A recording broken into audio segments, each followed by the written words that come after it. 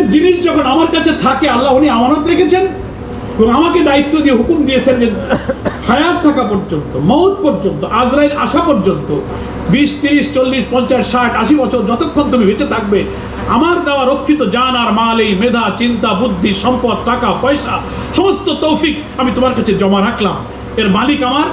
আর আমি তোমাকে একটা শর্ত দিয়ে দিলাম, চুক্তির মধ্যে তুমি ওয়াদা করলে লিল্লাহি রাব্বিল আলামিন, এর ব্যয়, ব্যবহার, ভোগ, ইউটিলাইজেশন, সমস্ত কিছুর এখতিয়ার তোমার কাছ থেকে আমি সিজ করে নিলাম।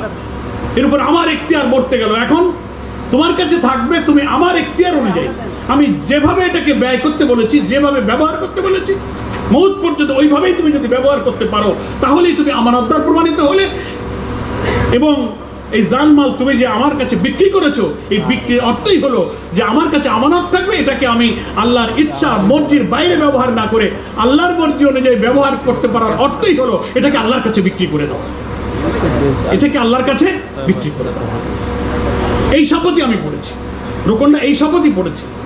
আমি যদি আরেকটু বোঝার জন্য একটা ছোট্ট উদাহরণ দিয়ে বুঝাই, যে আমার এই দুটো চোখ আছে, এই চোখের মালিককে, এই বেচা কেনা যদি হয় তাহলে চোখের আসল মালিক কে?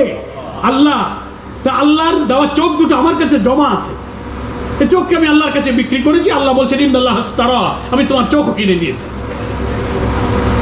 তা আমি বুঝতে পারছি না, তাহলে চোখ তো আমার কাছেই আছে, এতে যা ইচ্ছা তাই দেখতে পাচ্ছি। তাহলে আল্লাহর চোখ কিনে নেওয়া আর আমার আল্লাহর কাছে চোখ বিক্রি করার অর্থ কি দাঁড়ালো? অর্থ হলো যে আমি আল্লাহকে যেহেতু কথা দিয়েছি লিল্লাহি রাব্বিল আলামিন, এই চোখ দিয়ে আল্লাহর হুকুম ছাড়া, আল্লাহর আদেশের বাইরে কিছু দেখা হবে না। এটার অর্থ হচ্ছে লিল্লাহি রাব্বিল আলামিন। আমি যদি আরো পরিষ্কার করে বলি, আল্লাহ আমি তোমাকে কথা দিয়েছি, এই চোখের মালিক তুমি, তুমি আমার কাছে জমা রেখেছো, মউত পর্যন্ত এই চোখ দিয়ে আমি এমন কোন দৃশ্য দেখবো না যে দৃশ্য দেখতে এই চোখের মালিক তুমি নিষেধ করেছো। এমন ভাবে চোখটা মউত পর্যন্ত চালাবার অর্থই হলো চোখকে আল্লাহর কাছে বিক্রি করে দেওয়া। কথাটা বুঝতে পেরেছি? দুটো হাত আল্লাহ তুমি আমাকে দিয়েছো, এই হাতের মালিক আমি না।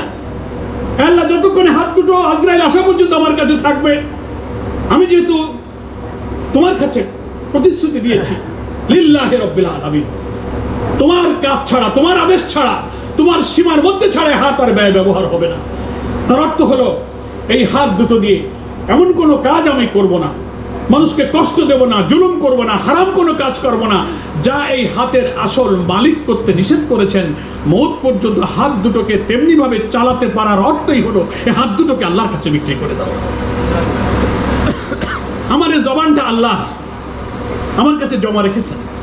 এই জবান বিক্রির অর্থ হলো এই জবান দিয়ে আমি এমন কোন কথা, শব্দ, বাক্য উচ্চারণ করব না যা এই জবানের মালিক আল্লাহ বলতে নিষেধ করেছেন। মউত পর্যন্ত এইভাবে জবানটাকে ব্যবহার করতে পারার অর্থই হলো এই জবানকে আল্লাহর কাছে বিক্রি করে দেওয়া। কথাটা কি আমি বুঝাতে পারছি আপনাদের? মা ইয়ালফিজু মিন কাওলিন ইল্লা লাদাইহি রাকিবুন আতীদ।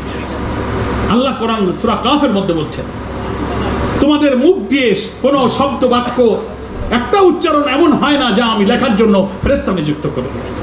আলহামদুলিল্লাহ, আমাকে মেধা, বুদ্ধি, চিন্তা দিয়েছো। এই চিন্তা দিয়ে আমি এমন কোনো গবেষণা করব না, এমন কথা বলবো না, এমন বক্তব্য রাখবো না, এমন আবিষ্কার করব না, এমন কবিতা লিখবো না। আমি এমন কিছুই, আমার এই মেধা, প্রতিভা, যোগ্যতা যা তুমি দিয়েছো, যা তুমি অপছন্দ করো, এমন কোনো কিছুই তোমার এই মেধা দিয়ে আমি করবো না। তার অর্থ হলে মেধাকে আল্লাহর কাছে বিক্রি করে দেওয়া। দুটো পা আমি তোমার কাছ থেকে পেয়েছি, হ্যাঁ আল্লাহ, এই পায়ের মালিক তুমি। পাকে বিক্রি করার অর্থ হলো আল্লাহকে এই কথা দেওয়া, এই বায়াতের শপথ, এই কথাই আমরা দিয়েছি যে আল্লাহ এই পা দিয়ে হেঁটে এমন কোথাও আমি যাব না যেখানে এই পায়ের মালিক তুমি নিষেধ করেছো। এমন ভাবে পা দুটোকে চালাতে পারার অর্থ হলো এই পাকে আল্লাহর কাছে বিক্রি করে দেওয়া। এইভাবে আমার জীবন সত্তার মালিক যেহেতু আল্লাহ আমার কাছে জমা রেখেছেন, আমি এর আসল মালিক না, আমি আমানতদার। মূল মালিকের ইচ্ছা এবং শর্ত যেটা তিনি আমাকে আরোপ করেছেন, এর সীমার মধ্যে থেকে এইটাকে ব্যয় ব্যবহার করতে পারার অর্থই হলো এটাকে আল্লাহর কাছে বিক্রি করে দেওয়া। এটা আল্লাহ নিয়ে যাবেন না, এটা আমার কাছে আছে, কিন্তু আল্লাহ পরীক্ষা করছেন মওত পর্যন্ত এটাকে আমি তার ইচ্ছা মতো চালাতে পারি না। ঠিক তেমনি এটা গেল আনফুসের অংশ। আমওয়াল, ব্যাংকের টাকা, জমি জমা, গাড়ি বাড়ি, সম্পদ, বাড়ি, আল্লাহ এটাও আমাকে দিয়েছেন। আল্লাহ আমার টাকা, আমার বাড়ি, আমার গাড়ি, আমার আয় উপার্জনের সোর্স অফ ইনকাম এমন কোন কাজে, এমন কোন পথে ব্যয় ব্যবহার হবে না যা হারাম, যা করতে তুমি নিষেধ করেছো, যা তুমি অপছন্দ করো। এমন ভাবে আমার সমস্ত উপার্জিত সহায় সম্পদকে কাজে লাগানোর অর্থই হলো এ মালকে আল্লাহর কাছে বিক্রি করে দেওয়া। তাহলে এই যে ইন্নাল্লাহ ইশতারা মিনাল মুমিনিনা আনফুসাহুম ওয়া আমওয়ালাহুম, এর অর্থই হলো যে আমার জীবন সত্তার সমস্ত তৌফিক, যোগ্যতা আর আমার সব মাল সম্পদ আল্লাহর মর্জির বাইরে ব্যবহার না করার ওয়াদা আমরা এই শপথের মাধ্যমে করেছি। এখন আমি যদি মুখ দিয়ে এমন কোনো কথা বলে ফেলি যা এই জবানের মালিক অপছন্দ করেন, তার অর্থ হলো আমি খেয়ানত করেছি। আল্লাহর মালকে আমি যেভাবে কথা দিয়েছি সে কথার বাইরে ইউজ করেছি, তার অর্থ হলো আমি শপথ ভঙ্গ করেছি। কত বড় কঠিন শপথ আমি করেছি।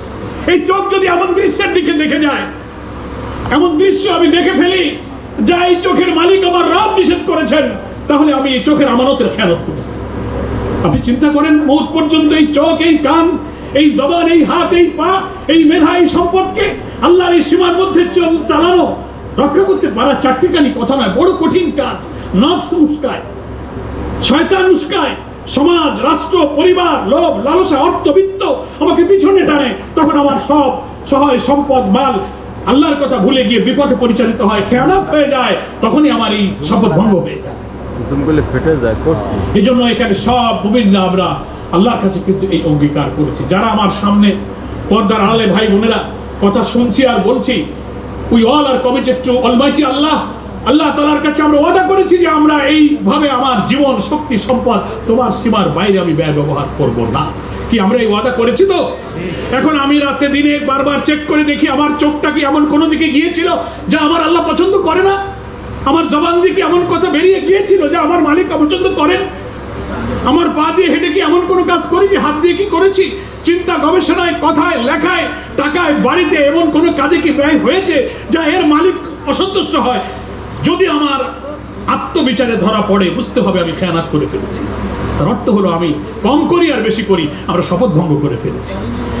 এই বিচারে যদি বায়াতকে, আল্লাহর সাথে জান মাল বেচা কেনার এই চুক্তিকে যদি আমরা বিশ্লেষণ করি, তাহলে আমি সহ সবাই আসামির কাঠগড়ায় দাঁড়িয়ে যদি আল্লাহকে বিচারক রেখে হিসাব আমি নেই, তাহলে সবাই আমরা আসামি হয়ে গেছি। নাকি বলেন আসামি হয়ে গেছি? আমি তো হয়ে গেছি। তার অর্থ কি আমি বলতে পারি যে আমরা এই শপথের উপরে 100 ভাগ এখনো টিকে থাকতে পারছি না? কেন পারছি না? আমাদের নফস উস্কাচ্ছে, সমাজ, রাষ্ট্র, তাগুত, বাতিল, পরিবার চতুর্দিক থেকে আমাকে এই দিন থেকে, ঈমান থেকে, আল্লাহর পথ থেকে ফিরিয়ে রাখার চেষ্টা করছে। এই জন্যই শপথটা পড়েছি। এই জন্যই মুমিনের গুণই হলো সে আল্লাহর পথে চলার চেষ্টা করবে, বারবার ভুল হয়ে যাবে, যখন সে বুঝবে নীরবে চোখের পানি ফেলে সে তওবা করবে, ইস্তেগফার করবে, আবার দিনের পথে ক্ষমা চেয়ে আল্লাহর কাছে চলার তৌফিক চাইবে। এটাই হচ্ছে মুমিনের গুণ। ভুল করবে আবার ক্ষমা চাবে, কিন্তু একই ভুল মুমিন বারবার করবে না, বারবার করবে না। তো রুকুনিয়াতের এই যে শপথটা আমরা গ্রহণ করেছি, এই যে বায়াতের এই অর্থ আমাদের যেন সবার মনে থাকে। এবং আপনি চিন্তা করেন, এই স্টেজে আসলে এই মানের উপরে থাকা খুব কঠিন। সেজন্য রুকন হওয়ার আগে আপনি চিন্তা করেন, আমি যখন এই জামাত ইসলামীতে এসেছিলাম, সহযোগী ফরম পূরণ করেছি, কর্মী হয়েছি, প্রার্থী হয়েছি, টিসি, টিএস, পাঠচক্র, সাংবিধানিক ইন্টারভিউ, প্রশ্নপত্র, কত কি করার পরে না আমাকে রুকনিয়াতে শপথ করতে হয়েছে। দেরি হয়েছে কেন? অনেকে চুল দাড়ি পেকে যায়, 15-20 বছর লেগে যায়, অনেকে মরে যায় কিন্তু শপথ করতে পারে না। দেরি হয় কেন?